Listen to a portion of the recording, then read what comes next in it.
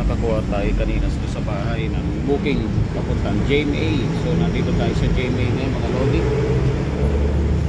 Nasa Ranata Governor's Drive. Nandito tayo sa may ITAP.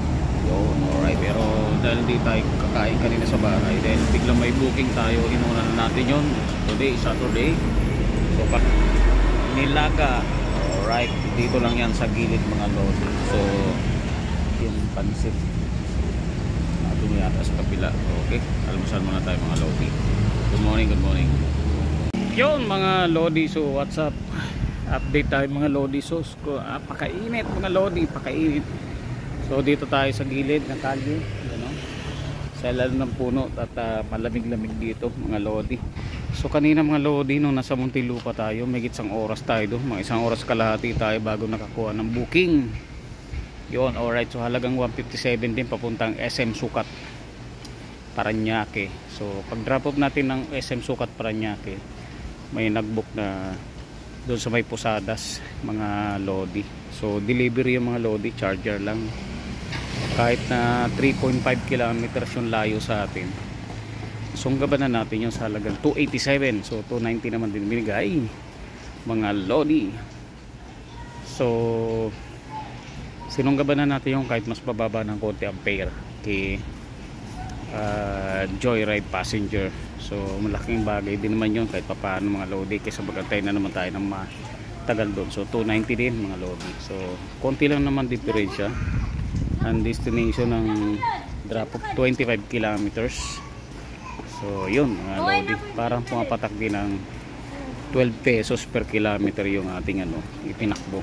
15 pesos per kilometer kasi kay pasahero. Konting bagay naman yung konting diferensya lang naman yung mga lodi. Sa total na booking 275 yun eh. So 290 nasa 80 pesos din. 270, 260 man sa pagpasahero. So konti lang naman diferensya. Palagay na natin nasa 70-60 pesos diferensya mga lodi. Very good na yun. Kaysa magantay tayo ngayong Sabado, wala magkanong traffic, tsaka unang-unang magaan ang ating bit-bit dala-dala. So check. So okay naman. So sinubukan natin to. So camel tire. So para mabilis maupod mga lodi.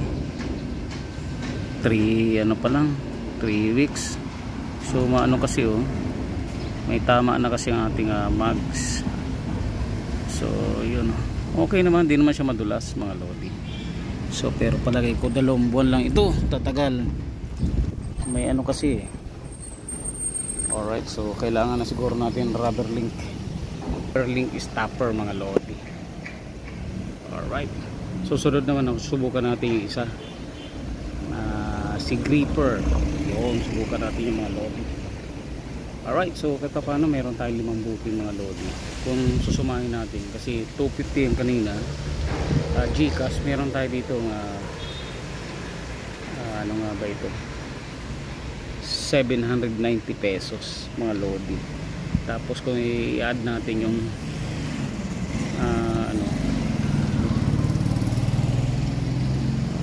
yung 250 kanina, nasa naman mga lodi, nasa 1,040. Tapos pinangkain natin kanina 65 pesos.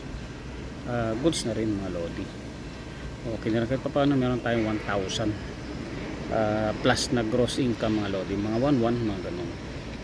Alright, so meron na tayong gross income dito kasi tinapap natin yung 250 kanina, 790. Alright, tapos gas lang naman ang babawas natin mga lodi. Alright, kahit paano Saturday, so kahit paano kumita tayo. So matagal pa naman ang hanggang mamaya pa tayo. So tinitesting ko nga kung hanggang magpagabi tayo, hanggang may booking. Tapos uwi na rin tayo mga lodi.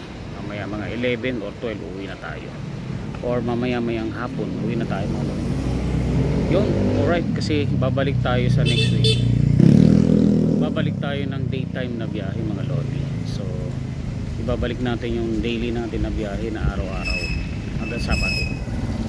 Alright, so hindi na muna tayo. So hindi worth it yung ating 24/7 24 hours na 3 days per week. So nako-compromise ang ating mga biyahe doon mga lodi.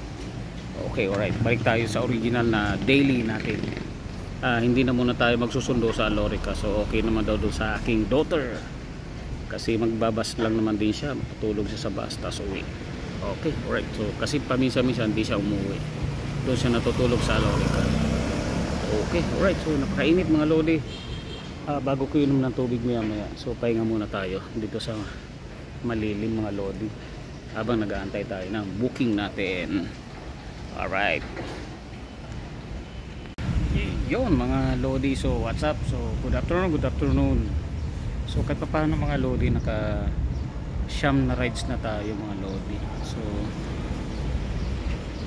mga 1.3, mga 1.4 na rin siguro yung ating gross income mga lodi. So pinang-top up kasi natin sa pinangkain, meron tayo ditong 1.1. So na gross income. So nandito tayo sa Diliman mga lodi. Nandito tayo sa pagitan nitong Scout Rallios at Scout San, dito sa may Kapipura. Alright, sa likod dito ng ito simbahan to mga lodi. So yan, yan, Mother Ignacia yan, Victoria Tower ang alam ko dyan mga lodi. So abang siguro di na tayo magpapagabi ng todo. Pag merong Palas Piñas pa Parañaque o Muntinlupa, kukunin na natin, uwi na tayo mga lodi. So halos dry na tayo sa init yun. Alright, so saka napakainit, para meron tayong hinap na pahinga bukas para sa pag-umpisa natin ng Lunes. So araw-araw tayo sa susunod ng biyahe natin mga lodi. Alright, babalik natin yung daily na natin na biyahe. Alright, so kahit pa paano siyam mga lodi, Sabado ngayon. So not bad, makakauwi tayo nito, may gas tayo, may tapak tayo, meron tayong net income ng mga 1,000, kasi meron tayo dito sa unahan na 1,100 pesos.